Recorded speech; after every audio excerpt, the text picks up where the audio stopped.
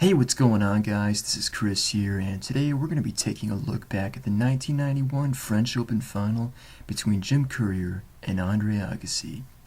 This was Andre's third appearance in the Grand Slam final, and despite being the heavy favorite to win his first ever major title, he found himself facing a very formidable opponent in Jim Courier.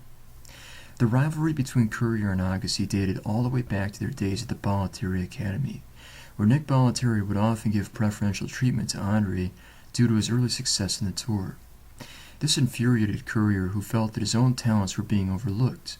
In the pair's first Grand Slam meeting at the 1989 French Open, Courier would go on to defeat Andre Agassi in 4 sets.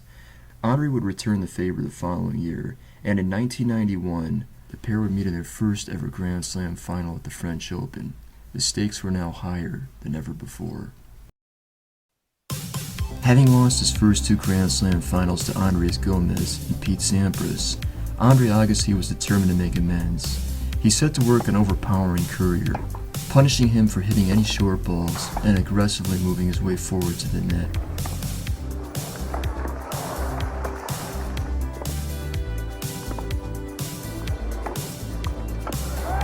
His strategy worked, and the first set went to Agassi 6-3.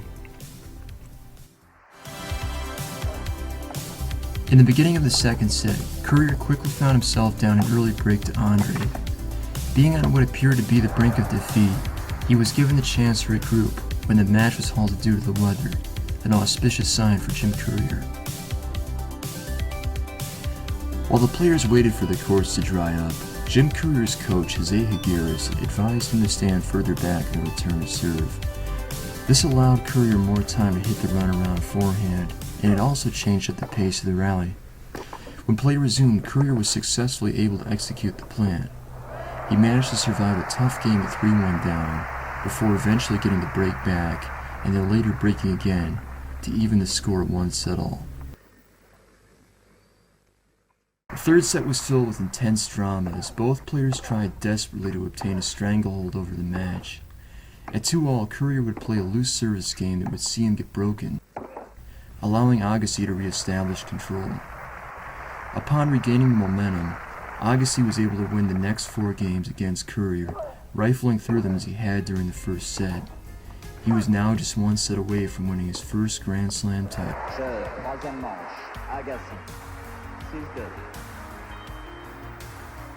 With his back against the wall, Jim Courier would make a sudden change in tactics that would catch Agassi off guard.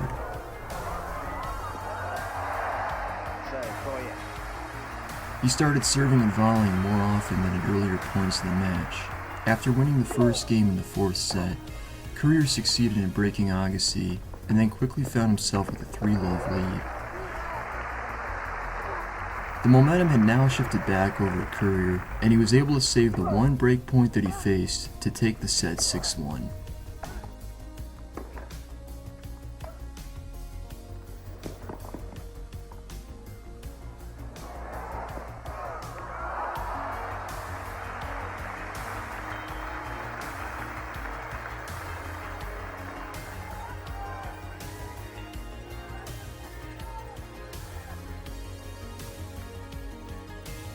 The final set would see yet another change in momentum as the players are able to remain on serve throughout the first 6 games.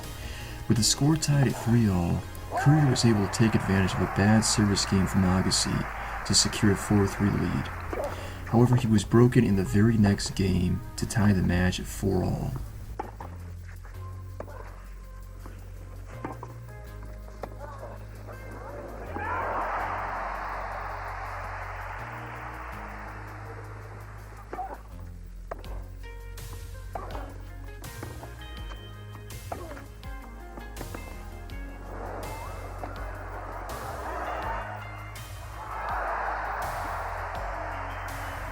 Agassi would again face danger in his next service game by dropping 3 of the first 4 points.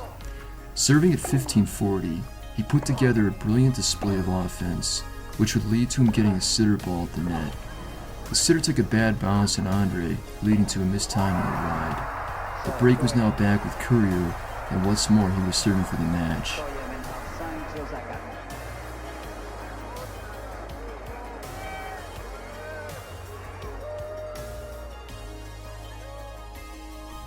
This time, Courier would hold his nerve. He succeeded in serving out the match, winning his first Grand Slam at just 20 years old.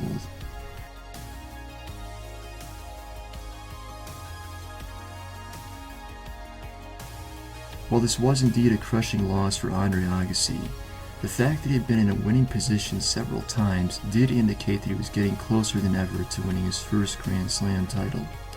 For Jim Courier, this would be the beginning of things to come. Over the next 2 years, he would win the Australian Open twice, and also the 1992 French Open. His career would slowly start to wind down after the early 90s, although he remained a formidable force on the tour until the very end of the decade.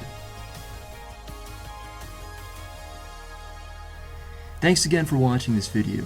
I hope you guys enjoyed my take on the 1991 French Open. It was certainly a very interesting match. Please leave me a comment with what you'd like to see next. Thanks again, and I will see you at the next one.